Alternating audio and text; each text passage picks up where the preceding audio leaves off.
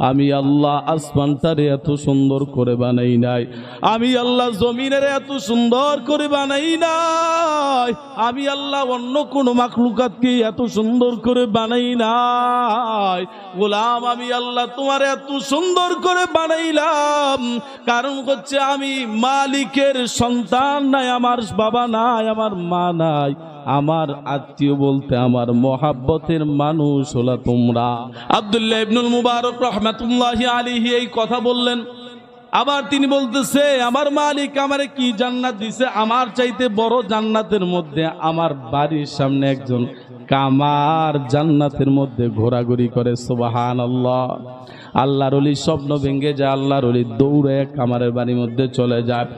কামারের বাড়ির মধ্যে যাওয়ার পর আল্লাহর বান্দা কামারের স্ত্রীকে ডাক দিয়া বলে, ও মা, বলবানি তোমার স্বামী দুনিয়াতে কি এমন আমল করে যে আমল করার কারণে আল্লাহ তাআলা আব্দুল্লাহ ইবনুল মুবারকের চাইতে বড় জান্নাত দিয়ে।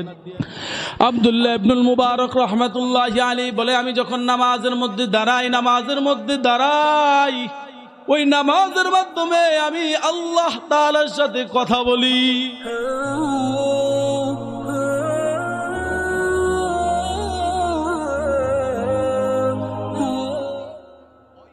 ইমাম মাহদী আলাইহিস সালাতু ওয়াস সালাম যখন দুনিয়াতে আগমন করবেন, তারপরে মাসিহুদ দাজ্জাল দুনিয়াতে আগমন করবেন, তারপরে ঈসা আলাইহিস সালাতু ওয়াস সালাম দুনিয়াতে আগমন করবেন, মাসিহুদ দাজ্জালকে হত্যা করবেন। সুবহানাল্লাহ। মাসিহুদ দাজ্জালকে হত্যা করার পর ঈসা আলাইহিস সালাতু ওয়াস সালাম দুনিয়াতে বসবাস করবেন। একটা পর্যায়ে ঈসা আলাইহিস সালাতু ওয়াস সালাম দুনিয়ার জমিন থেকে বিদায় নিয়ে চলে যাবে। বর্তমানে এখানে যারা হাজী সাহেব আছে, যারা মক্কা মদিনায় গেছে, যখন রাসূল সাল্লাল্লাহু আলাইহি ওয়াসাল্লামের রওজা জিয়ারত করতে গেছে, সেখানে দেখবেন রাসূল সাল্লাল্লাহু আলাইহি ওয়াসাল্লামের পাশে একটা জায়গা খালি আছে, সেই জায়গায় হযরত ঈসা আলাইহিস সালাতু ওয়াস সালামকে সেখানে দাফন করা হবে। সুবহানাল্লাহ। আরো জোরে বলেন সুবহানাল্লাহ।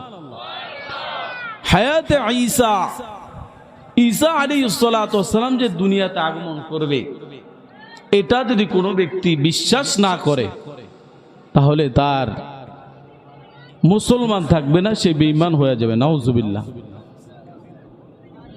এই জন্য মুহতারাম হাজিরিন, আল্লাহ তাআলা আপনাকে আমাকে কোন প্রকার চাওয়া ব্যতীত, প্রার্থনা করা ব্যতীত আল্লাহ তাআলা আপনাকে আমাকে মুসলমান হিসাবে কবুল করেছেন। এতে আপনারা খুশি না বাজার? আরো জোরে বলেন, খুশি না বাজার? যদিও আপনারা সবাই খুশি, কিন্তু একজন বেজার। তার নাম কি? মিস্টার ইবলিস। এখন যদি আপনারা এই মজলিস থেকে ওঠাউঠি করেন, এখান থেকে আবার যান আবার আসেন, তাহলে কিন্তু মিস্টার ইবলিস খুশি হয়ে যাবে, আল্লাহ বেজার হয়ে যাবে। আর যদি এখানে বসেন, গুরুত্ব সহকারে কথাগুলো শ্রবণ করেন, তাহলে আল্লাহ তাআলা খুশি হয়ে যাবে, আপনার দামি সময়টা দামি হয়ে যাবে, এবং হাসরের ময়দানে মাহশারে আপনার জন্য নাজাতের ফয়সালা হয়ে যাবে। সুবহানাল্লাহ। এই জন্য ভাই ও দোস্ত বুজুর্গ, আল্লাহ তাআলা কোনো প্রকার চাওয়া ব্যতীত আল্লাহ তাআলা আপনাকে আমাকে শেষ জামানার নবী মুহাম্মদুর রাসূলুল্লাহ সাল্লাল্লাহু আলাইহি ওয়াসাল্লামের উম্মত হিসাবে আল্লাহ তাআলা কবুল করেছেন। এই জন্য সর্বহালতে আল্লাহ তাআলার শুকর আদায় করা। আল্লাহ বলে, গোলাম, যখন তুমি আমার নিয়ামত পাইয়া নিয়ামতের শুকর আদায় করবা, আমি আল্লাহ তোমার নিয়ামত বাড়ায়া দিব। সুবহানাল্লাহ। আল্লাহ তাআলা এই কথাটাই কুরআনুল কারীমের সুস্পষ্ট আয়াতের মধ্যে আল্লাহ তাআলা বর্ণনা করেন। আল্লাহ রাব্বুল আলামিন কালামুল্লাহর মধ্যে ইরশাদ করেন, আল্লাহ তাআলা জানায় দেয়, লা ইন শাকারতুম লা আযীদান্নাকুম ওয়া লা ইন কাফারতুম ইন্না আযাবী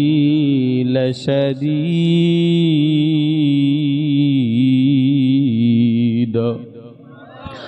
আরো জোরে আওয়াজ দিয়া বলেন আল্লাহু আকবার। আল্লাহ বলে, গোলাম, আমি আল্লাহ তোমারে যেই নিয়ামত দান করলাম, এই নিয়ামত পাওয়ার পরে যদি গোলাম তুমি আমার নিয়ামতের শুকর আদায় করো, এ গোলাম, তুমি যখন আমার নিয়ামত পাইয়া নিয়ামতের শুকর আদায় করবা, আমি আল্লাহ তোমার নিয়ামত বাড়াইয়া দিব। সুবহানাল্লাহ। আরো জোরে আওয়াজ দিয়া বলেন সুবহানাল্লাহ।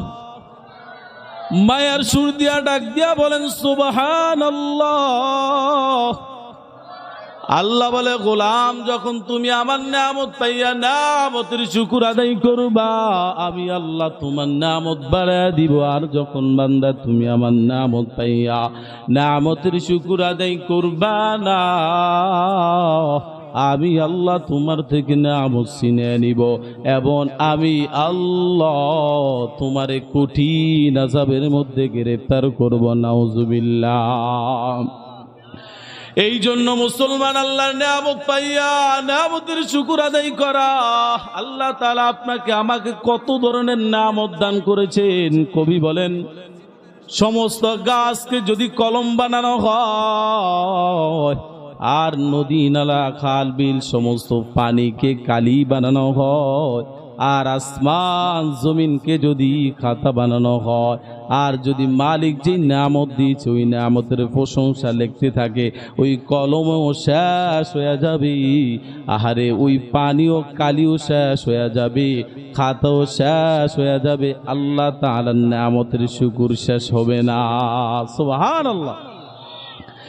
এই জন্য মুসলমান আল্লাহ তাআলা কুরআনুল কারীমের অন্য জায়গায় ইরশাদ করেন, লাকাদ খালাকনাল ইনসানা ফি আহসানি তাকওয়িম।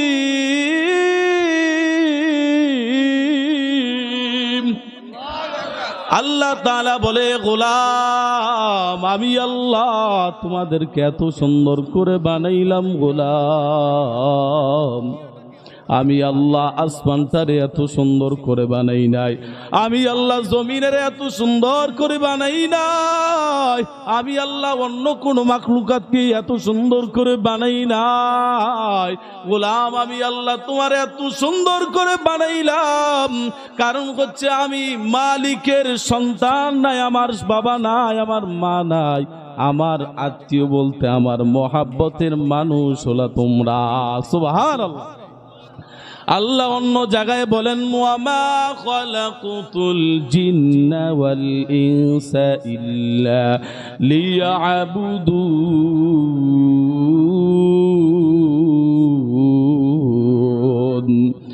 আল্লাহ তাআলা বলে, গোলাম আমি আল্লাহ মানুষ এবং জিন জাতিকে বানাইছি আমার ইবাদত করার জন্য, আর সমস্ত কায়নাতকে আমি আল্লাহ তোমাদের গোলামি করার জন্য বানিয়েছি। এই যে আসমান দেখেন, এই আসমান আপনার আমার গোলামি করে, এই জমিন দেখেন, এই জমিনও আপনার আমার গোলামি করে। এই জমিনটা যদি উঁচু নিচু হইতো তাহলে আপনি আমি হাঁটতে পারতাম না, কষ্ট হয়ে যাইতো। কথা বলেন ঠিক নেবে ঠিক। এই জন্য আল্লাহ তাআলা সূরাতুন নাবার মধ্যে বলেন, আলাম নাজআলিল আরদা মিহাদা। আমি আল্লাহ তোমাদের জন্য জমিনটাকে বিছানা স্বরূপ বানিয়ে দিছি, যাতে করে বান্দা তোমার হাঁটতে চলতে কষ্ট না হয়, যাতে করে বান্দা মুয়াজ্জিন সাহেব যখন মসজিদের মধ্যে আজান দিবে, আল্লাহু আকবার আল্লাহু আকবার, আল্লাহ বড় আল্লাহ বড়, তখন তুমি বান্দা আমার মালিকের ডাকে সাড়া দিয়া দিবা। সুবহানাল্লাহ। অথচ আফসোসের বিষয় হলো মুসলমান মসজিদের মধ্যে আজান হয়ে যায়, তোমার কানে যায়, কিন্তু তুমি নামাজে যাও না। কথা বলেন ঠিক না ঠিক? এই জন্য আল্লাহ বলে, ওয়ামা খালাকতুল জিন্না ওয়াল ইনসা ইল্লা লিয়াবুদুন। আমি আল্লাহ মানুষ এবং জিন জাতিকে বানাইছি আমার গোলামি করার জন্য। বান্দা যদি আমার গোলামি করে আমি আল্লাহ এমন জান্নাত দিব রে গোলাম।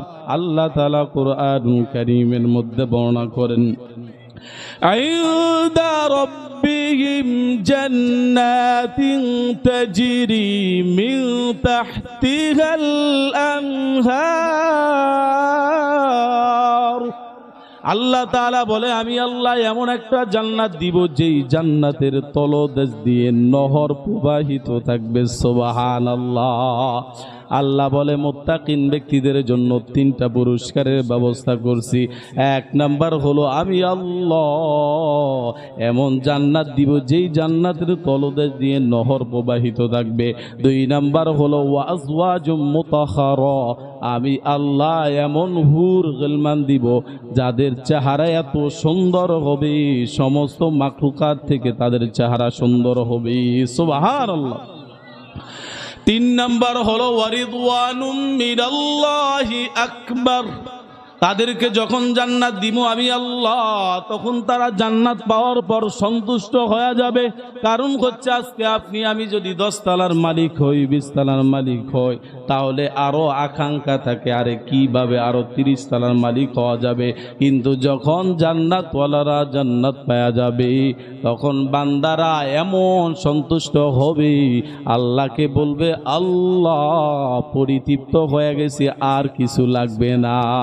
সুবহানাল্লাহ। এই জন্য মুসলমান বলতেছিলাম আল্লাহর নিয়ামত পাইয়া নিয়ামতের শুকর আদায় করতে হবে। আল্লাহ তাআলার নিয়ামত পাইয়া নিয়ামতের শুকর আদায় করতে হবে। আফসোসের বিষয় হলো আজকে মুসলমান আপনার আমার এমন হালত হয়ে গেছে, আজকে আপনি আমি ইবাদতের প্রতি মোহাব্বত নাই, ইবাদতের প্রতি ভালোবাসা নাই, মাওলা পাকের শুকর পর্যন্ত আদায় করতে চাই না। কিতাবের মধ্যে লেখা হয় যেই বান্দা ইবাদত করতে পারে না, ফরজ ইবাদতের পরে বান্দা ইবাদত করার মতো নফল ইবাদত করার মতো সময় পায় না। কিন্তু বান্দা যখন ইবাদতের প্রতি মোহাব্বত থাকবে, ইবাদতের প্রতি ভালোবাসা থাকবে, তখন ওই বান্দার মোহাব্বত ভালোবাসা থাকার কারণে আল্লাহ তাআলা ইবাদত করনে ওয়ালা ব্যক্তির চাইতে ওই বান্দাকে বড় জান্নাত দান করে দেন। সুবহানাল্লাহ।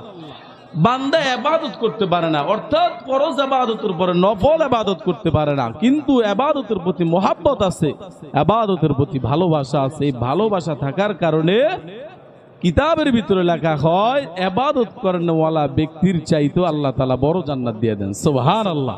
আরো জোরে আওয়াজ দিয়ে বলেন সুবহানাল্লাহ।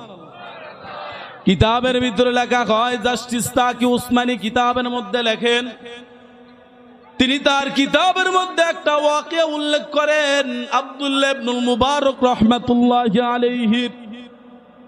এ মুসলমান নবীর আশিক আল্লাহর গোলাম, কথাগুলো দিল লাগায়া শুনতে হবে, অন্তর লাগায়া শুনতে হবে। আব্দুল্লাহ ইবনুল মুবারক রাহমাতুল্লাহি আলাইহির ঘটনাটা উল্লেখ করেন যে আব্দুল্লাহ ইবনুল মুবারক রাহমাতুল্লাহি আলাইহি এমন একজন তাবী ছিলেন যিনি 6 মাস আল্লাহর জমিনে আল্লাহর দ্বীন বাস্তবায়ন করার জন্য জিহাদের ময়দানে কাটায় দিতেন। সুবহানাল্লাহ। 6টা মাস তিনি আল্লাহর জমিনে আল্লাহর দ্বীন বাস্তবায়ন করার জন্য কাটায় দিতেন, আর 6টা মাস তিনি তলাবে আলেম যারা অন্বেষণ করে তাদেরকে হাদিস পড়াইতেন। সুবহানাল্লাহ। এই আব্দুল্লাহ ইবনুল মুবারক রাহমাতুল্লাহি আলাইহি ছিলেন একজন তাবী। এ মুসলমান, পয়গম্বরকে যারা দেখছে তাদেরকে বলা হয় সাহাবী, আর যারা সাহাবীদেরকে দেখছে তাদেরকে বলা হয় তাবী, আর যারা তাবীদেরকে দেখছে তাদেরকে বলা হয় তাবে তাবী। আরে মুসলমান, আপনার আমার কপালটা এত খারাপ, আপনি আমি পয়গম্বরকে দেখতে পারি নাই, এমনকি পয়গম্বরের সাহাবীদেরকে পর্যন্ত দেখতে পারি নাই। পয়গম্বরের সাহাবীদেরকে যারা দেখছে তাবী, তাদের সাথে আপনার আমার মুলাকাত হয় না। তাবীদেরকে যারা দেখছে তাবী, তাদের সাথে পর্যন্ত আপনার আমার মুলাকাত হয় না। ইমামে আযম ইমামে আবু হানিফা রাহমাতুল্লাহি আলাইহি, ইমামে শাফি, ইমামে মালিক, ইমামে আহমদ ইবনে হাম্বল রাহমাতুল্লাহি আলাইহির মতো আল্লাহ ওয়ালাদের সাথে পর্যন্ত আপনার আমার সাক্ষাৎ হয় নাই, যাদের চেহারার দিকে তাকাইলে আল্লাহ তাআলা সগীরা গুনাহগুলো ক্ষমা করে দিতেন। সুবহানাল্লাহ। আরে আপনার আমার কপালটা এত খারাপ, বর্তমান জমানায় যে বড় বড় ওলি আল্লাহ গাউসরা দুনিয়ার জমিনে আগমন করেছেন, যেমন উজানির কারি ইব্রাহিম রহমাতুল্লাহ আলাইহি, সরমনের ইসাক রহমাতুল্লাহ আলাইহি, আল্লামা হাফিজ হুজুর রহমাতুল্লাহ আলাইহি, শামসুল হক ফরিদপুরি রহমাতুল্লাহ আলাইহির মতো আল্লাহওয়ালাদের সাথে পর্যন্ত আপনার আমার সাক্ষাৎ হয় নাই। এই জন্য মুসলমান বলতেছি, ও দাসের হাওলার মুসলমান, গভীর মনোযোগ দিয়ে শুনে নাও। এই জন্য বড় বড় উলামায়ে কেরাম, হক্কানি উলামায়ে কেরামদের সাথে মহাব্বত লাগাও, তাদের সাথে মহাব্বত লাগাও, তাদের সাথে সম্পর্ক রাখো। পয়গম্বর বলে, কুল্লা আলিমান নাও মুতাআল্লিমান নাও মুহিব্বান, হয়তো আলেম হও অথবা আলেমের ছাত্র হও অথবা আলেমকে মহাব্বত করো, যাতে করে আলেম কাল কিয়ামতের ময়দানে, হাসরের ময়দানে আলেম যেন তোমাকে দেখলে আল্লাহ তাআলার কাছে সুপারিশ করে আল্লাহ তাআলার জান্নাতের মধ্যে নিয়ে যাইতে পারে। সুবহানাল্লাহ। দেখেন একজন কোরআনে কারীমের হাফেজের কত দাম। কিতাবের ভিতরে লেখা হয়, হাদিসের মধ্যে লেখা হয়, একজন কোরআনের হাফেজ এমন 10 জন ব্যক্তিকে সুপারিশ করে আল্লাহ তাআলার জান্নাতের মধ্যে নিয়ে যাবে, যাদের জন্য জাহান্নাম ওয়াজিব হয়ে গেছে। এই জন্য হাদিসের মধ্যে বর্ণনা করা হয়, কমসে কম একটা সন্তানকে কোরআনের হাফেজ বানাও, একটা সন্তানকে আলেম বানাও। যদি সন্তানকে কোরআনের হাফেজ না বানাইতে পারো তাহলে বংশ থেকে বানাও, বংশ থেকে যদি না বানাইতে পারো মুসলমান, টাকা দিয়া পয়সা দিয়া লজিন রেখে একটা সন্তানকে কোরআনের হাফেজ বানাও। সুবহানাল্লাহ।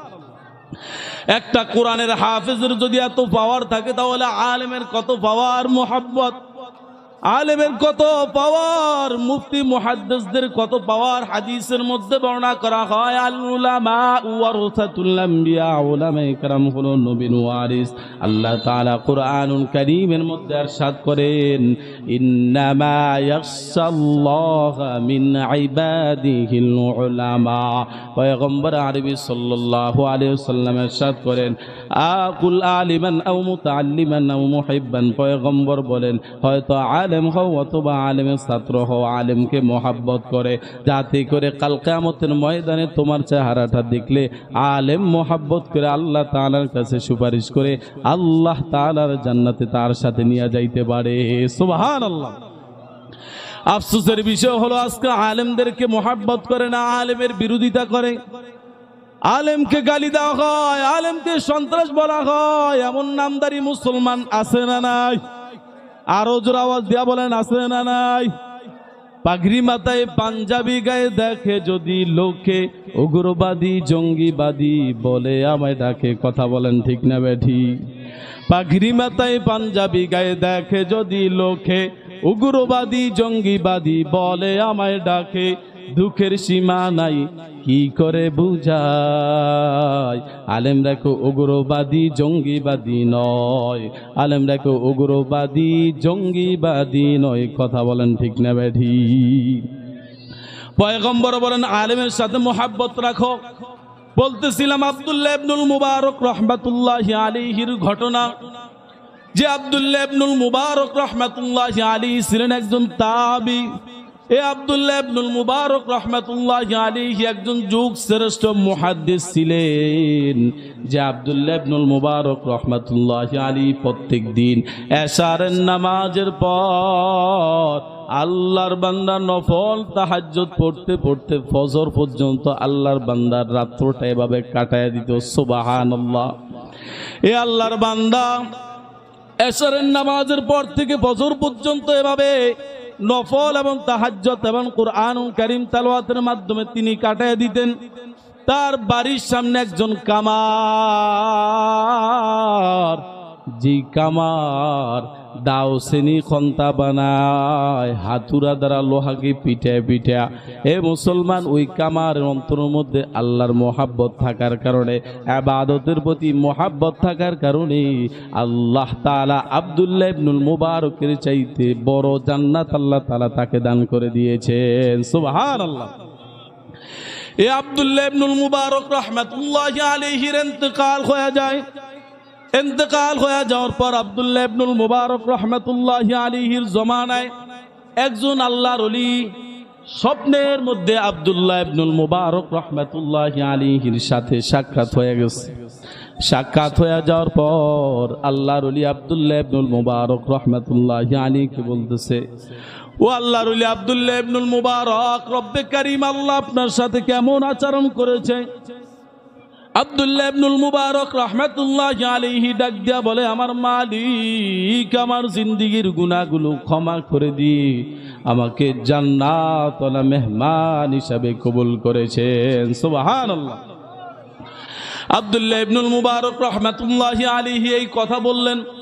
আবার তিনি বলতেছে, আমার মালিক আমারে কি জান্নাত দিছে, আমার চাইতে বড় জান্নাতের মধ্যে আমার বাড়ির সামনে একজন কামার জান্নাতের মধ্যে ঘোরাঘুরি করে। সুবহানাল্লাহ। আল্লাহর ওলি স্বপ্ন ভেঙে যায়, আল্লাহর ওলি দৌড়ে কামারের বাড়ির মধ্যে চলে যায়। কামারের বাড়ির মধ্যে যাওয়ার পর আল্লাহর বান্দা কামারের স্ত্রীকে ডাক দিয়া বলে, ও মা, বলবানি তোমার স্বামী দুনিয়াতে কি এমন আমল করে যে আমল করার কারণে আল্লাহ তাআলা আব্দুল্লাহ ইবনুল মুবারকের চাইতে বড় জান্নাত দিয়া দিয়েছেন। সুবহানাল্লাহ। এবার স্ত্রী ডাক দিয়া বলে, আল্লাহর ওলি, আমরা তো গরিব মানুষ, অসহায় মানুষ, আমরা যদি কাজ না করে আমার স্বামী, তাহলে আমাদের খাবার মুখের মধ্যে ঝোটে না। কিন্তু আমার স্বামী দুইটা আমল করে জিন্দিগিতে। এক নাম্বার আমল হলো, আমার বাড়ির সামনের বাড়ি হলো আব্দুল্লাহ ইবনুল মুবারকের বাড়ি। যে আব্দুল্লাহ ইবনুল মুবারক প্রত্যেক দিন আশারের নামাজের পর আল্লাহর বান্দা নফল ইবাদত করে, ওই বান্দা তাহাজ্জুদ নামাজ পড়তে পড়তে ফজর পর্যন্ত এভাবে কাটায়া দেয়। আর আমার স্বামী দিনের বেলা কাজ করতে পারে না, কারণ হলো রৌদ্রের তাপ, আগুনের তাপ, এই জন্য আগুনের পাশে দাঁড়াইতে পারে না। এই জন্য আমার স্বামী রাতের বেলা কাজ করে, দাও শ্রেণী খন্তা কুড়াল বানায় লোহাকে পিঠে পিঠে হাতুড় দ্বারা আগুনের মধ্যে পড়ে পড়ে আল্লাহর বান্দা কামার আল্লাহর বান্দা ওই আব্দুল্লাহ ইবনুল মুবারক রাহমাতুল্লাহি আলাইহির দিকে তাকায় তাকায় আহারে চোখ দিয়া পানি পড়ে আর আফসোস করতে থাকে, আল্লাহ আমারে যদি আব্দুল্লাহ ইবনুল মুবারকের মতো ধন দৌলত দান করতেন, তাহলে আমি কামারও আব্দুল্লাহ ইবনুল মুবারকের মতো ইবাদত করতাম। সুবহানাল্লাহ। এটা বলতো আর আল্লাহর বান্দা ওই দাও চিনি খন্তা বানাইতো। স্ত্রী ডাক দিয়া বলে, দ্বিতীয় নাম্বার আমার স্বামীর আমল হলো, যখন মুয়াজ্জিন সাহেব আল্লাহু আকবারের ধ্বনি উঁচু করে, তখন আমার স্বামী সমস্ত কাজ কর্ম ছেড়ে আল্লাহ তাআলার ডাকে সাড়া দিয়া দেন। সুবহানাল্লাহ। আল্লাহ তাআলার ডাকে সাড়া দিয়ে দেন। এমন কি আমার স্বামী মাথার উপর হাতুড়া উঠাইছি, এমন অবস্থায় মুয়াজ্জিন সাহেব মসজিদের মধ্যে আজান দিয়া দিছে, মসজিদের মধ্যে আজান দিয়া দিছে, আল্লাহু আকবার আল্লাহু আকবার, মসজিদের মধ্যে আজান দিয়া দিছি। এই আজানের ধ্বনি যখন শুনছে, হাতুড়া যদি মাথার উপরে উঠাইছে, কিন্তু হাতুড়াটা পিছনের দিক দিয়া ফালাইয়া দিছে, আল্লাহ তাআলা ডাকে সাড়া দিয়ে দিছি। সুবহানাল্লাহ। এবার আল্লাহর বান্দা কামার ডাক দিয়া বলতো, ও মালিক, যখন কিয়ামতের ময়দান কায়েম হয়ে যাবে, যখন সন্তানগুলা বাবার পরিচয় দিবে না, বাবা সন্তানের পরিচয় দিবে না, আল্লাহ বলে ইয়াউমা ইয়াফিরুল মারউ মিন আখিহি ওয়া উম্মিহি ওয়া আবি ওয়া সাহিবাতিহি ওয়া বানি। যখন কিয়ামতের ময়দান কায়েম হয়ে যাবে, আহারে সন্তান বাবার পরিচয় দিবে না, বাবাও সন্তানের পরিচয় দিবে না, মা তার সন্তানের পরিচয় দিবে না, সন্তান মার পরিচয় দিবে না, ভাই ভাইয়ের পরিচয় দিবে না, বন্ধু বান্ধব কেউ কারো পরিচয় দিবে না। কিয়ামতের ময়দানে মালিক আমারে কামার বইলা ডাক দিবা না, আমারে কিয়ামতের ময়দানে আল্লাহ আপনি আমাকে আপনার গোলাম বইলা ডাক দিবেন। সুবহানাল্লাহ। দেখেন অন্তরের মধ্যে কেমন তাকওয়া, কেমন ভয়, ওই হাসরের ময়দানে কেমন ভয়, আহারে ওই মিজানের ভয় কেমন অন্তরের মধ্যে, ওই কবরে কেমন ভয়, ওই হাসরের ময়দানে কেমন ভয়। কিতাবের ভিতরে লেখা হয়, হাদিসের মধ্যে বর্ণনা করা হয়, ওই কিয়ামতের ময়দানে সমস্ত মানুষগুলা উলঙ্গ অবস্থায় উঠবি। আহারে কারো গলা পর্যন্ত ঘামের মধ্যে সাঁতার কাটতে থাকবে, কেউ মাজা পর্যন্ত ঘামের মধ্যে সাঁতার কাটতে থাকবে। ওদিক দিয়া জাহান্নামের ঘুমঘুম আওয়াজ, জাহান্নাম বলবে হাল মিন মাজিদ। জাহান্নাম বলবে আল্লাহ আমার পেটের মধ্যে ক্ষুধা, আল্লাহ আপনি আপনার বান্দাদের জন্য খাবারের ব্যবস্থা করছেন, আমার জন্য কি খাবারের ব্যবস্থা করবেন না? আল্লাহ তাআলা ডাক দিয়া বলবে জাহান্নাম একটু থামো থামো, আমি আল্লাহ বিচারের কাজটা করে নেই, তারপরে তোমার ভিতরে জাহান্নামীদেরকে দিয়ে দিব। আল্লাহ তাআলা রাগান্বিত আওয়াজ দিবে, ওয়ামতাজুল ইয়াউমা আইয়ুহাল মুজরিমুন।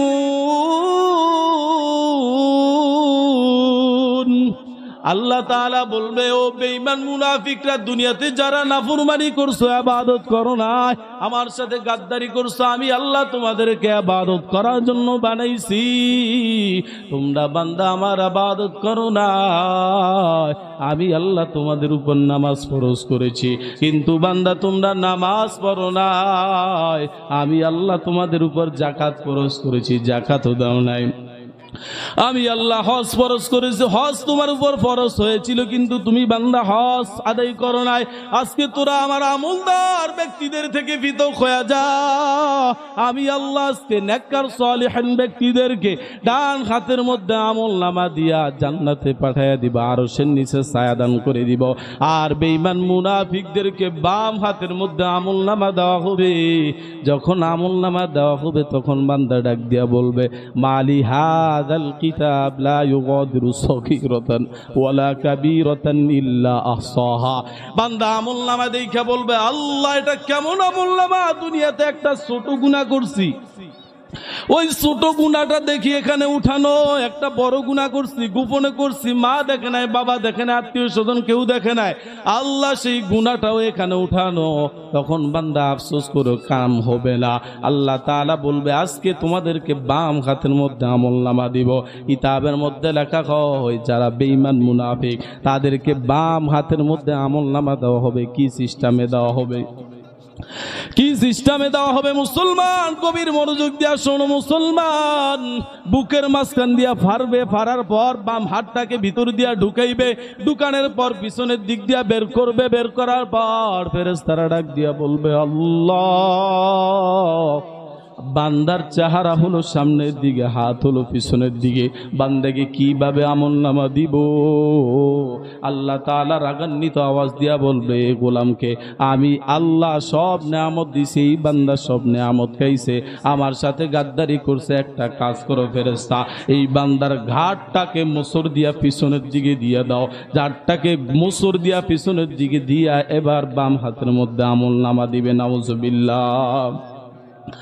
এবং এই বান্দাকে টানতে টানতে জাহান্নামের দিকে নিয়ে যাওয়া হবে। আর নেককার সালিহিন ব্যক্তিদেরকে আল্লাহ তাআলা হাসরের ময়দানে মাহশারে আল্লাহ তাআলা তাহার আরশের নিচে ছায়া দান করে দিবেন। সুবহানাল্লাহ। হাদিসের মধ্যে বর্ণনা করা হয়, কাল কিয়ামতের ময়দান যখন কায়েম হয়ে যাবে, ওই কিয়ামতের ময়দানে আল্লাহ তাআলা সাত শ্রেণীর মানুষদেরকে আল্লাহ তাআলা তার আরশের নিচে ছায়া দান করবেন। এক নাম্বার হলো আস-সুলতানুল আদিল, আল ইমামুল আদিল। এক নাম্বার হলো ন্যায়পরওয়ান বাদশা, যেই বাদশা হবে ইনসাফওয়ালা বাদশা। ইনসাফওয়ালা বাদশা কাকে বলা হয়? যে নিজের পরিবার এবং প্রতিবেশীর উপর ইনসাফ কায়েম করে। আল্লাহ তাআলা সূরাতুল হজের সূরাতুল হজের 41 নম্বর আয়াতের মধ্যে ইরশাদ করেন, ন্যায়পরায়ণ বাদশা কারা? আল্লাহ তাআলা বলেন, ন্যায়পরায়ণ বাদশা হলো তারা, এক নাম্বার হলো তারা নামাজ কায়েম করবে, দুই নাম্বার হলো ওয়াতুজ যাকাত, দুই নাম্বার হলো তারা যাকাত প্রতিষ্ঠা করবে, তিন নাম্বার হলো আমরু বিল মারুফ, সৎ কাজের আদেশ করবে, তিন নাম্বার হলো নাহি আনিল মুনকার, তারা অসৎ কাজ থেকে মানুষদেরকে নিষেধ করবে। এক নাম্বার তাহলে হলো কি? সন্তান থাকা সত্ত্বেও মানুষের মানুষের কাছে হাত পাতে না, ওই বান্দাকেও আল্লাহ তাআলা মাফ করে দিবেন। সুবহানাল্লাহ। তাহলে কিয়ামতের ময়দানে 7 শ্রেণীর মানুষদেরকে আল্লাহ তাআলা আরশের নিচে ছায়া দান করবেন।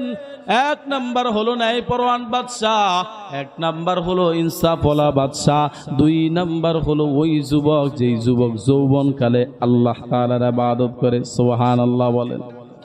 এ মুসলমান, ও যুবক ভাই, তোমার মতো হাজার হাজার এমন যুবক আছে কলেজে পড়ে, ইউনিভার্সিটিতে পড়ে, যখন মুয়াজ্জিন সাহেব আজান দেয়, আজানের ধ্বনি যখন কানের মধ্যে যায়, ওই বান্দার সমস্ত কাজকর্ম থেকে ফারেক হইয়া ওই বান্দার সমস্ত কাজকর্মকে আল্লাহর বান্দা লাথি মেরে আল্লাহ তাআলার ডাকে সাড়া দেয়। এমন যুবক আছে না নাই?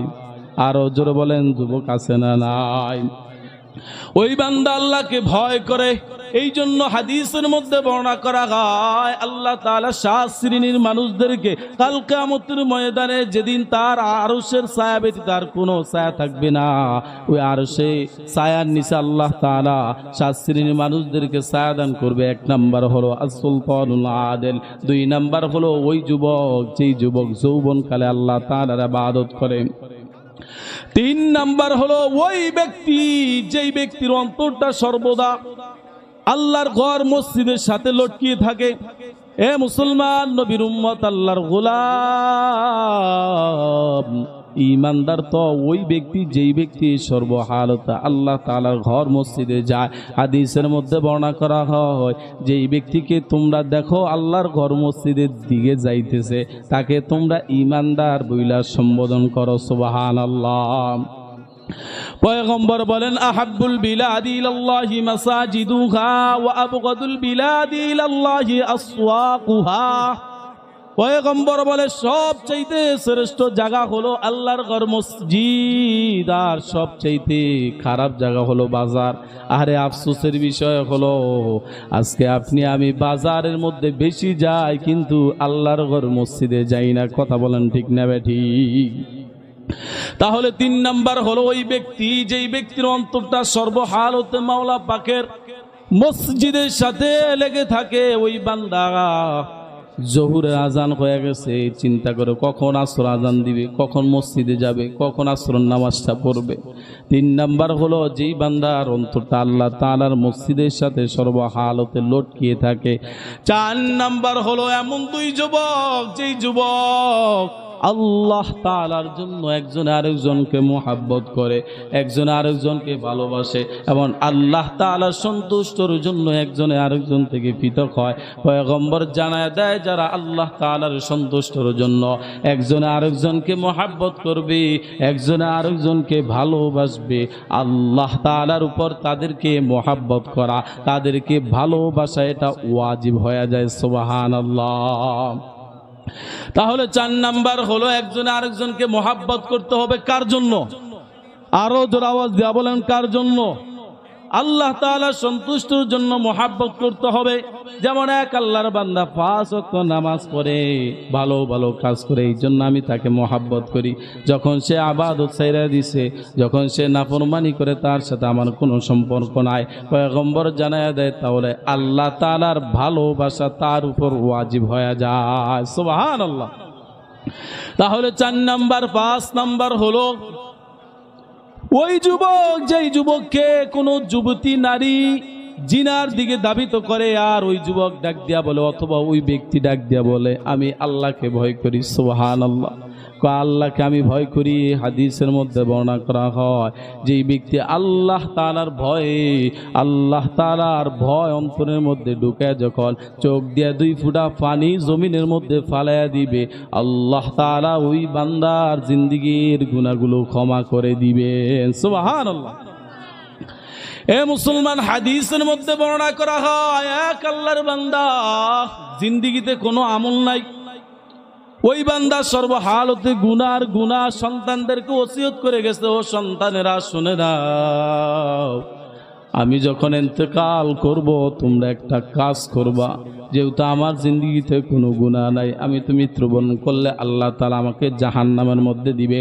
তাহলে একটা কাজ করবা, আমার লাশটাকে পড়বা, পড়ার পর 2 ভাগ করবা, 1 ভাগ একবার ছাইকে তোমরা কি করবা, পানির সাথে মিশিয়ে দিবা, আর 1 ভাগকে তোমরা বাতাসের সাথে উড়িয়ে দিবা, যাতে করে আল্লাহ তাআলা ধরতে না পারে।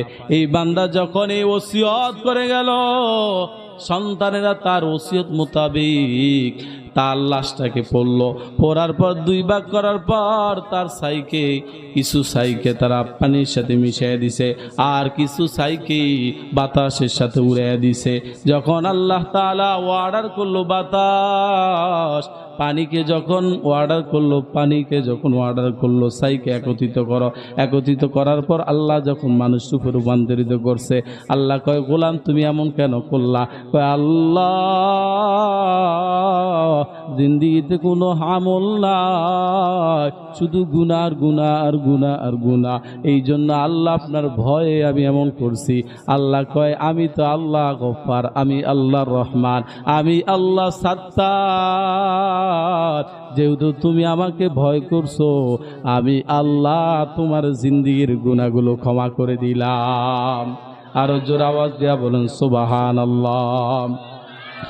এ মুসলমান, আল্লাহ বলে, কুল ইয়া ইবাদিয়াল্লাযী আসরাফু আলা আনফুসিহিম লা তাকনাতু মির রাহমাতিল্লাহ। আল্লাহ বলে, হে পয়গম্বর আপনি বলে দেন, কুল ইয়া ইবাদিয়াল্লাযী আসরাফু, হে পয়গম্বর আপনি বলে দেন, হে আমার বান্দা বান্দিরা শুনে নাও, হে আমার বান্দা বান্দিরা শুনে নাও, যারা নিজেদের নফসের উপর জুলুম করছো, অত্যাচার করছো, হে গোলাম তোমরা আমার রহমত থেকে নৈরাশ হও না, আমার মালিকের কাছে মাফ চাও, আমি আল্লাহ তোমাদের জিন্দিগির গুনাহগুলো ক্ষমা করে দিব। সুবহানাল্লাহ। আল্লাহ বলে, ইয়া আইয়ুহাল্লাযীনা আমানু তুবু ইলাল্লাহি তাওবাতান নাসুহা। আল্লাহ তাআলা বলে, হে ঈমানদারগণ, হে মুমিনগণ, আমানু তুবু ইলাল্লাহি তাওবাতান নাসুহা, তোমরা আমার মালিকের কাছে তওবা করো, খাঁটি দিলে তওবা করো, তওবা করার নাই তওবা করো, তাহলে আমি আল্লাহ তোমাদের জিন্দিগির গুনাহগুলো ক্ষমা করে দিব। সুবহানাল্লাহ। হাদিসের মধ্যে বর্ণনা করা হয়, আত্তাইবু মিনাদ যামবি কামাল্লা যামবালা, গুনাহ থেকে তওবাকারী ব্যক্তি এমন তাহার জিন্দেগিতে কোনো গুনাহ থাকে না। পয়গম্বর বলেন, হাদিসের মধ্যে বর্ণনা করেন, আমার মালিক কত দয়ালু আল্লাহ, আমার মালিক কত মায়াবী আল্লাহ। আল্লাহ তাআলা ডাক দিয়া বলে, গোলাম আয় আমার কাছে খাঁটি দিলে তওবা কর, আমি আল্লাহ তোমাদের জিন্দেগির গুনাহগুলো ক্ষমা করে দিব।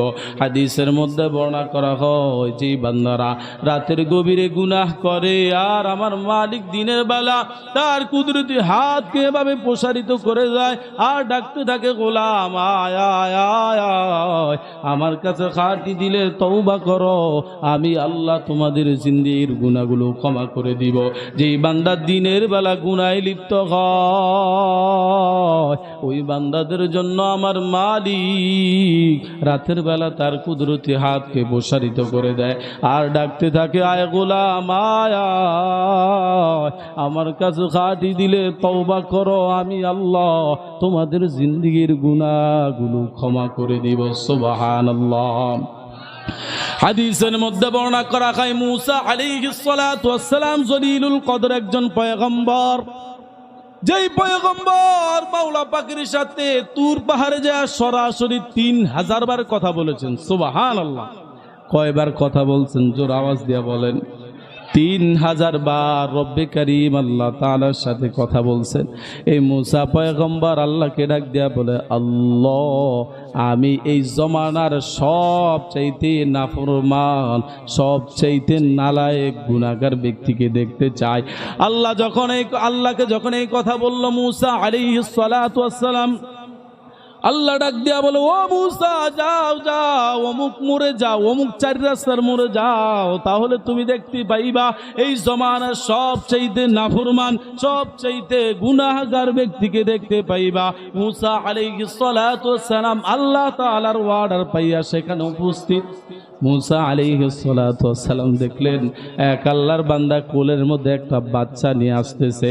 মুসা আলাইহিস সালাতু ওয়াস সালাম কোনো কথা বললেন না। মুসা আলাইহিস সালাতু ওয়াস সালাম ওই বান্দার চেহারার দিকে তাকায় চলে আসলেন। বিকালবেলা আল্লাহকে ডাক দিয়া বলে, আল্লাহ, এই জমানার সব চাইতে বড় আমলদার নেককারওয়ালা সলিহিন ব্যক্তিকে দেখতে চাই। মুসা আলাইহিস সালাতু ওয়াস সালাম যখন এই কথা বললেন, আল্লাহ ডাক দিয়া বলে, ও মুসা, সকালবেলা যেখানে গেছো সেখানে যাও, তাহলে তুমি দেখতে পাইবা এই জমানার সবচাইতে আল্লাহর ওলি, সবচাইতে নেককার সালিহান ব্যক্তিকে দেখতে পাইবা। মুসা আলাইহিস সালাতু ওয়াস সালাম আল্লাহ তাআলার অর্ডার পাওয়ার পর মুসা আলাইহিস সালাতু ওয়াস সালাম সেখানে চলে গেলেন। যাওয়ার পর দেখলেন এক আল্লাহর বান্দা, সকালবেলা যেই বান্দা এখান দিয়ে বাচ্চা নিয়ে গেছে ওই বান্দাটা পাহাড় থেকে আস্তে আস্তে নামতেছে। মুসা আলাইহিস সালাতু ওয়াস সালাম দেখে আশ্চর্যিত হয়ে গেছে, ব্যাপার কি? সকালবেলা দেখলাম এই বান্দা সবচাইতে নাফরমান, সবচাইতে গুনাহগার, এখন দেখি সবচাইতে আমলদার, সবচাইতে নেককারওয়ালা, আল্লাহওয়ালা হয়ে গেছে কিভাবে?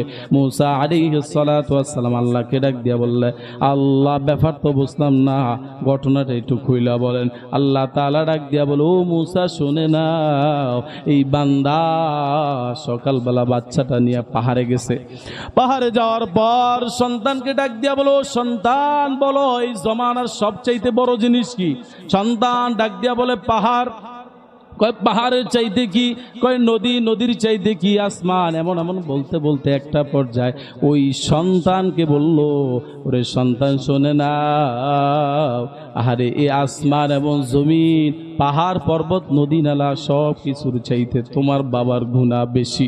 এই কথা বইলা সন্তানকে জড়ায়া ধইরা যখন ক্রন্দন করতে লাগলো, কাঁদতে লাগলো। আল্লাহ তাআলা তো গফফার, আল্লাহ তাআলা তো রহিম, আল্লাহ তাআলা তো সত্তার। আল্লাহ তাআলা বলে, আমি আল্লাহ তার জিন্দেগির গুনাহগুলো ক্ষমা করে দিয়ে, আল্লাহ তাআলা বলেন, আমি তার জিন্দেগির গুনাহগুলো ক্ষমা করে দিয়ে আমি আল্লাহ তার জান্নাতওয়ালা মেহমান বানায় নিলাম। সুবহানাল্লাহ। এই জন্য মুসলমান বলতেছিলাম, আল্লাহ তাআলা কাল কিয়ামতের ময়দানে কয় শ্রেণীর মানুষদেরকে আরশের নিচে ছায়া দান করবেন? 7 শ্রেণীর। 1 নাম্বার হলো সুলতানুল আদিল, ন্যায় বিচারক বাদশা। 2 নাম্বার হলো ওই যুবক, যেই যুবক যৌবনকালে আল্লাহ তাআলার ইবাদত করে। 3 নাম্বার হলো যার অন্তরটা মাওলা পাকের মসজিদের সাথে আটকে থাকে। 4 নাম্বার হলো যারা একজনে আরেকজনকে মহাব্বত করে। কার জন্য? আল্লাহ তাআলার জন্য। ওই বান্দাকে আল্লাহ তাআলা কাল কিয়ামতের ময়দানে আরশের নিচে ছায়া দান করবেন। 5 নাম্বার হলো ওই ব্যক্তি যাকে কোনো যুবতী নারী অথবা উচ্চ বংশীয় নারী গুনার জন্য ডাকে, আর সে বলে আমি আল্লাহকে ভয় করি। সুবহানাল্লাহ। 5 নাম্বার। 6 নাম্বার হলো ওই ব্যক্তি, যেই ব্যক্তি নির্জনে বসে বসে মাওলার জিকির করে, মাওলার জিকির করে, মাওলাকে ডাকে, আর তার 2 চোখ দিয়া বায়া বায়া পানি পড়তে থাকে। ওই ব্যক্তিকে আল্লাহ তাআলা কাল কিয়ামতের ময়দানে তারা আরশের নিচে ছায়া দান করে দিয়ে আল্লাহ তাআলা তাকে জান্নাতওয়ালা মেহমান বানায় নিবে। আর জোর আওয়াজ দিয়া বলেন সুবহানাল্লাহ। এ মুসলমান, নবীর আশিকের দল পয়গম্বর জানায়া দেয়, যেই ব্যক্তি সুবহানাল্লাহ, আলহামদুলিল্লাহ, আল্লাহু আকবার 33, 34 আল্লাহু আকবার 34 বার পড়বে প্রত্যেক নামাজের পরে। হাদিসের মধ্যে বর্ণনা করা হয়, ওই বান্দার গুনাহ যদি সাগরের ফেনা পরিমাণ হয়, আল্লাহ তাআলা ওই বান্দার জিন্দেগির গুনাহগুলো ক্ষমা করে দিবেন। আরো জোর আওয়াজ দিয়া বলেন সুবহানাল্লাহ। এ মুসলমান, নবীর আশিকের দল পয়গম্বর জানায়া দেয়, কিয়ামতের ময়দানটা যখন কায়েম হয়ে যাবে, ওই কিয়ামতের ময়দানে এক আল্লাহর বান্দাকে আল্লাহ তাআলা ডাকবে।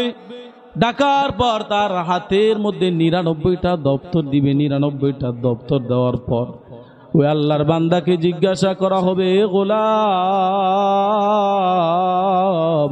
এই গুনাহগুলা কি তুমি করছো নি? তখন আল্লাহর বান্দা ডাক দিয়া বলবে, হা মালিক আমি গুনাহগুলো করছি। আল্লাহ তাআলা ডাক দিয়া বলবে, গোলাম তোমার পক্ষ থেকে একটা আমল আমার কাছে আছে, তোমার পক্ষ থেকে আমার একটা আমল আছে। সেই আমলটা হলো একটা কাগজের টুকরা তাকে দিবে। দেওয়ার পর আল্লাহর বান্দা ডাক দিয়া বলবে, আল্লাহ 99টা দপ্তর তার মোকাবেলায় শুধুমাত্র একটা কাগজ, কি ফায়দা হবে? আল্লাহ ডাক দিয়া বলবে, আজকে ইনসাফ করা হবে, তোমার উপর জুলুম করা হবে না, নির্যাতন করা হবে না। আল্লাহ তাআলা কি করবেন, ওই 99টা দপ্তরকে এক পাল্লার মধ্যে দেওয়া হবে, আর লা ইলাহা ইল্লাল্লাহ লেখনেওয়ালা টুকরাটাকে আরেক পাল্লায় দেওয়া হবে। তখন ওই দাড়ি পাল্লার মধ্যে যখন মাপ দেওয়া হবে, তখন ওই লা ইলাহা ইল্লাল্লাহ ওই পাল্লাটা আল্লাহ বাড়ি করে দিবেন। সুবহানাল্লাহ। এই জন্য মুসলমান দুনিয়ার জমিনে অনার্থক কথাবার্তা না বইলা রাস্তা দিয়া যখন হাঁটবা তখন পড়ো সুবহানাল্লাহ, আলহামদুলিল্লাহ, আল্লাহু আকবার, লা ইলাহা ইল্লাল্লাহ।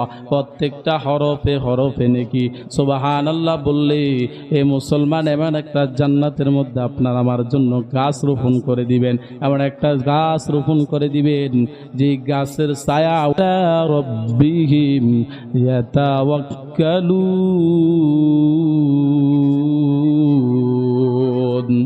আরো জোর আওয়াজ দিয়া বলেন আল্লাহু আকবার। এ কালামে জিন্দা কুরআনে হাকীম হিকমতে লা ইয়াজাল সুতকদিম জামিউল ইলমি ফিল কুরআনে হাকীম তাকাসুরাত আন আফহামুর রিজালি। এ মুসলমানি কুরআনুল কারীম এমন একটা গ্রন্থ, এমন একটা কিতাব যে কালামুল্লাহ তালাওয়াত করলে, যে কালামুল্লাহ পড়লে আল্লাহ তাআলা আপনার আমার ঈমান নামক দৌলত বাড়ায়া দেয়। সুবহানাল্লাহ। আরো জোরে আওয়াজ দিয়ে বলেন সুবহানাল্লাহ।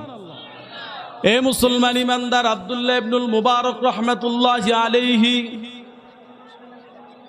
যার ইবাদতের প্রতি ইবাদত দেখা কামার আল্লাহ তাআলা তাকে বড় জান্নাত দিয়া দিছে। এ আব্দুল্লাহ ইবনুল মুবারক রাহমাতুল্লাহি আলাইহিকে জিজ্ঞাসা করা হলো, আল্লাহর বান্দা কেমন একজন আল্লাহর ওলি ছিলেন? এ আব্দুল্লাহ ইবনুল মুবারক রাহমাতুল্লাহি আলাইহিকে বলা হলো, আব্দুল্লাহ তোমার কাছে সবচাইতে প্রিয় কি? তখন আল্লাহর বান্দা ডাক দিয়া বলে, আমার কাছে সবচাইতে প্রিয় জিনিস হলো দুইটা। কয়টা? দুইটা। আব্দুল্লাহ ইবনুল মুবারক রাহমাতুল্লাহি আলাইহিকে বলা হলো, এ আল্লাহর বান্দা তোমার কাছে সবচাইতে প্রিয় জিনিস কি? তখন আব্দুল্লাহ ইবনুল মুবারক রাহমাতুল্লাহি আলাইহি ডাক দিয়া বলে, আমার কাছে সবচাইতে প্রিয় জিনিস হলো দুইটা।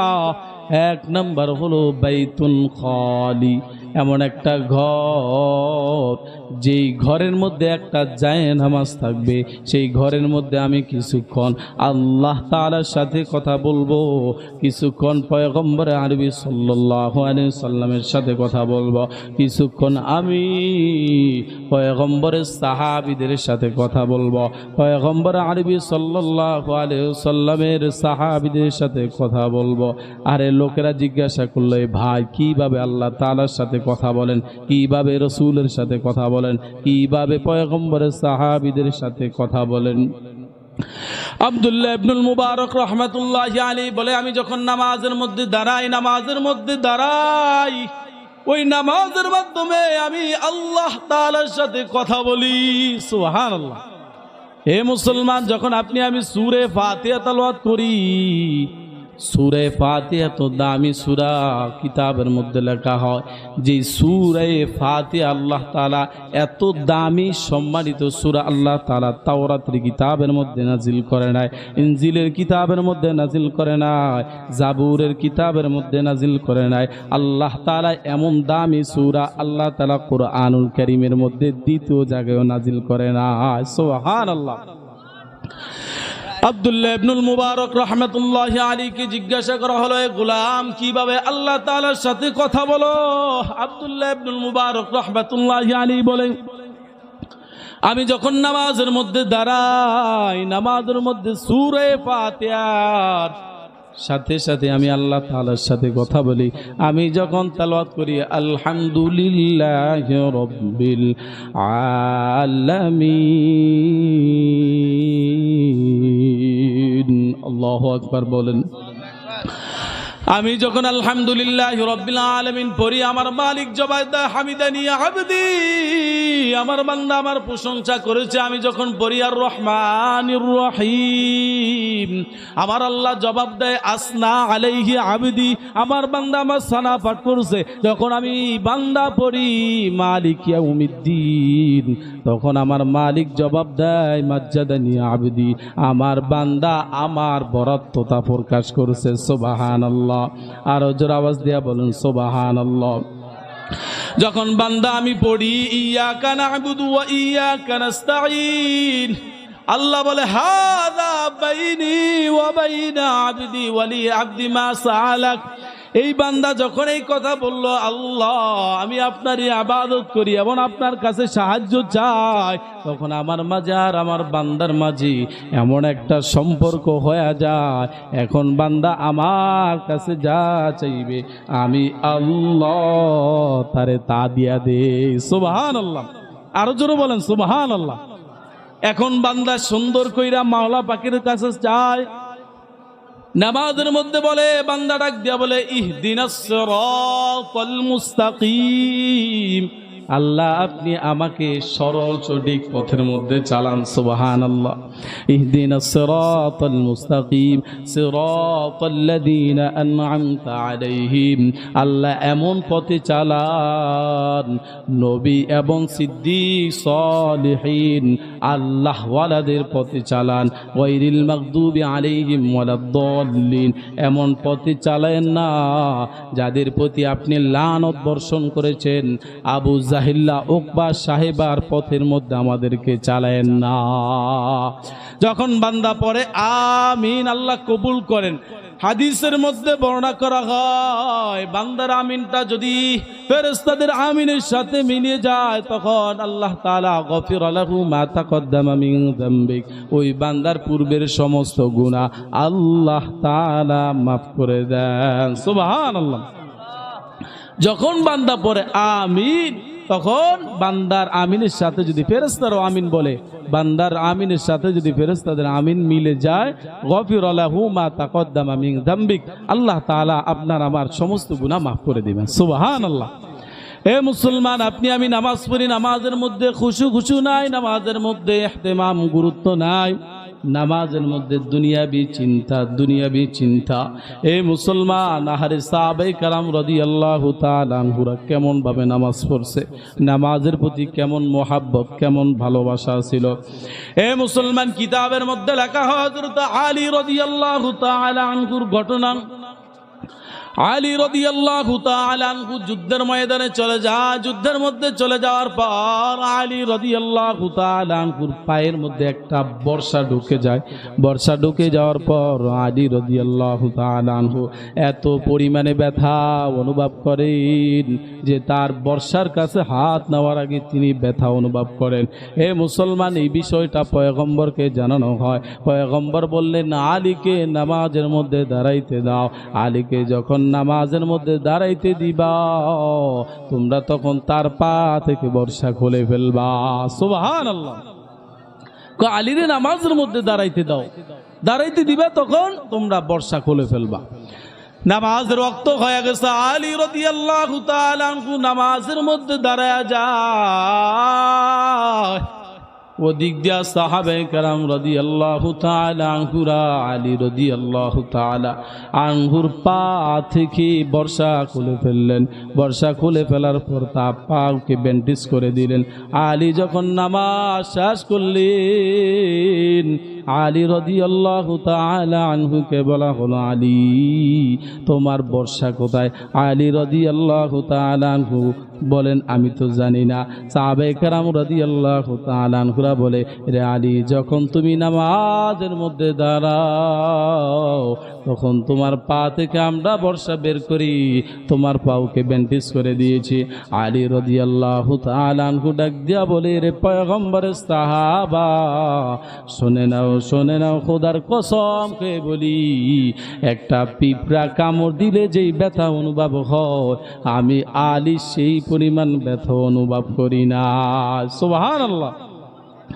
কেমন ভাবে নামাজ পড়ছে সাহাবায়ে কেরাম রাদিয়াল্লাহু তাআলা আনহুরা, অথচ আপনার আমার নামাজের মধ্যে মোহাব্বত নাই, নামাজের মধ্যে আল্লাহ তাআলার সাথে সম্পর্ক নাই। নামাজের মূল উদ্দেশ্য হলো অন্তরকে মাওলার সাথে ফিট করে দেওয়া। এ মুসলমান, নবীর আশিকের দল সূরা ফাতিহার মাধ্যমে আব্দুল্লাহ ইবনুল মুবারক রাহমাতুল্লাহি আলাইহি আল্লাহ তাআলার সাথে কথা বলতেন। এই সূরা ফাতিহার প্রথম শব্দটা যেমন আলহামদু হাদিসের মধ্যে বর্ণনা করা হয়, আল্লাহ তাআলার কাছে 4টা শব্দ সবচেয়ে দামি। যখন বান্দা পড়ে সুবহানাল্লাহ, আলহামদুলিল্লাহ, আল্লাহু আকবার, লা ইলাহা ইল্লাল্লাহ, এই 4টা শব্দ আল্লাহ তাআলার কাছে সবচেয়ে প্রিয়। যখন বান্দা পড়ে সুবহানাল্লাহ, বান্দার আমলনামায় 10 নেকি আল্লাহ তাআলা লিখে দেন। যখন বান্দা পড়ে লা ইলাহা ইল্লাল্লাহ, বান্দার আমলনামায় 20 নেকি লিখে দেন। যখন বান্দা পড়ে আল্লাহু আকবার, তখনও বান্দার আমলনামায় 20 নেকি লেখা হয়। যখন আলহামদুলিল্লাহ পড়ে, হাদিসের মধ্যে বর্ণনা করা হয়, আলহামদুলিল্লাহ শব্দটা এত দামি, আলহামদুলিল্লাহ পড়ার কারণে বান্দার আমলনামায় আল্লাহ তাআলা 20 নয় 30 নেকি লিখে দেন। সুবহানাল্লাহ। এ আলহামদু এত দামি শব্দ। মুসলমান ইমানদার সাহাবায়ে কেরাম রাদিয়াল্লাহু তাআলা আনহুরা পয়গম্বরের কাছে এসে ডাক দিয়া বলে, ইয়া রাসূলুল্লাহ, ইয়া হাবিবাল্লাহ, ধনী লোকেরা তো অগ্রগামী হয়ে গেছে। কয় কিভাবে? কয়, ইয়া রাসূলুল্লাহ, ইয়া হাবিবাল্লাহ, তারা তো দান সদকা করে, আমরা তো দান সদকা করতে পারি না। পয়গম্বর বলে, তাহলে তোমাদেরকে একটা আমল শিখিয়ে দিই, তোমরা পড়ো সুবহানাল্লাহ, তোমরা পড়ো আলহামদুলিল্লাহ, তোমরা পড়ো আল্লাহু আকবার। এই প্রত্যেকটা শব্দের বিনিময় আল্লাহ তাআলা তোমাদের আমলনামায় সদকা করার সব দিয়ে দিবেন। সুবহানাল্লাহ। হযরত আবু যর গফারি রাদিয়াল্লাহু তাআলা আনহু থেকে বর্ণিত, হযরত আবু হুরায়রা রাদিয়াল্লাহু তাআলা আনহু থেকে একটা হাদিস বর্ণিত। হযরত আবু হুরায়রা রাদিয়াল্লাহু তাআলা আনহু বলেন, হযরত মুহাম্মদুর রাসূলুল্লাহ সাল্লাল্লাহু আলাইহি ওয়াসাল্লাম উবাই ইবনে কাবের কাছে গেলেন। উবাই ইবনে কাব রাদিয়াল্লাহু তাআলা আনহু তখন নামাজরত অবস্থায় ছিলেন। উবাই ইবনে কাব রাদিয়াল্লাহু তাআলা আনহু যখন নামাজ থেকে ফারেক হলেন, পয়গম্বরের কাছে আসলেন। আসার পর পয়গম্বর বলেন, রে উবাই, আমি আজকে তোমাকে এমন একটা দামি সূরা শিক্ষা দিব, যেই সূরা এত মর্যাদাপূর্ণ সূরা, যেই সূরা আল্লাহ তাআলা তাওরাতের কিতাবের মধ্যে নাজিল করে নাই, জাবুরের কিতাবের মধ্যে নাজিল করে নাই, ইনজিলের কিতাবের মধ্যে নাজিল করে নাই, এমনকি কুরআনুল কারীমের দ্বিতীয় জায়গায় নাজিল করে নাই। পয়গম্বর যখন এই কথা বলল, হযরত উবাই ইবনে কাব রাদিয়াল্লাহু তাআলা আনহু ডাক দিয়া বলে, পয়গম্বর, আপনি আমাকে সেই সূরাটা শিখিয়ে দেন। পয়গম্বর বলে, রে উবাই, নামাজ তুমি কি সূরা দ্বারা প্রথমে শুরু করো? তখন উবাই ইবনে কাব রাদিয়াল্লাহু তাআলা আনহু ডাক দিয়া বলে, ও পয়গম্বর, নামাজ তো শুরু করি সূরা ফাতিহা দ্বারা। পয়গম্বর বলেন, এই সূরা ফাতিহা এত দামি সূরা, যে সূরা আল্লাহ তাআলা তাওরাতের কিতাবের মধ্যে নাজিল করে নাই, ইনজিলের কিতাবের মধ্যে নাজিল করে নাই, জাবুরের কিতাবের মধ্যে নাজিল করে নাই, এমনকি কুরআনুল কারীমের দ্বিতীয় জায়গায়ও নাজিল করে নাই। সুবহানাল্লাহ।